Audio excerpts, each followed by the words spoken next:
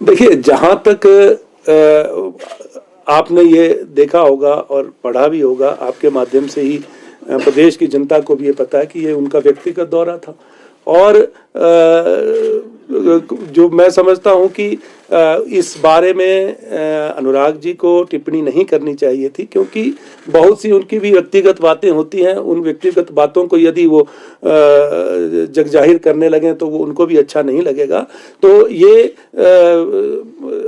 कौन कहाँ जा रहा है, क्यों जा रहा है, इन बातों को छोड़कर उनका ध्यान जो है हिमाचल प्रदेश के अधिकार जहाँ जो है वो, और हिमाचल प्रदेश के जो हित जहाँ पर जिन हितों पर जो आक्षेप हो रहा है, उनके बारे में चिंता जो है उनको ज़्यादा करनी चाहिए। क्योंकि 2 वर्ष से हम भी ये कह रहे हैं कि आप जो हमारी आपदा की राशि है, जो प्रभावित परिवार हैं, जिनको हमने प्रदेश सरकार ने माननीय मुख्यमंत्री जी के नेतृत्व में 4,500 करोड़ रुपए का पैकेज जो मुहैया करवाया, लेकिन अभी भी बहुत सा राहत कार्य जो है बाकी पड़ा है। आप उसके बारे में चिंता करें।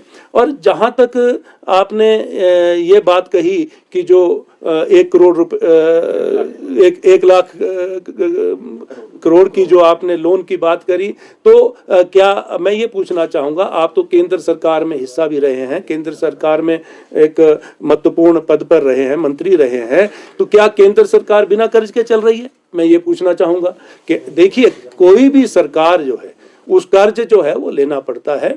और ये जो कर्ज हिमाचल प्रदेश की बात आप कर रहे हैं, तो जो कर्ज प्रदेश सरकार ने इन 2 वर्षों में लिया, उसमें अधिकतर जो पैसा वापस जो गया है, जो कर्ज इसलिए लेना पड़ा, जो आपके द्वारा जो हमें लायबिलिटी छोड़ी गई थी, जो राशि जो आपने विरासत में जो कर्ज हमें दिया था, उसके ब्याज पे उसका ब्याज चुकता करने के लिए हमें कर्ज लेना पड़ा।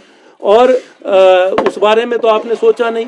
आपने अपने समय में यहाँ पर जो रेवेन्यू जनरेशन के बारे में नहीं सोचा। आज माननीय मुख्यमंत्री जी के नेतृत्व में प्रदेश सरकार रेवेन्यू जनरेशन की योजनाएं लेकर आ रही हैं, तो आपको जो है वो पच नहीं रहा है। तो मैं ये कहना चाहूँगा कि केंद्र में आप एक महत्वपूर्ण भूमिका और महत्वपूर्ण पद पर बैठे हैं और हिमाचल प्रदेश का प्रतिनिधित्व कर रहे हैं।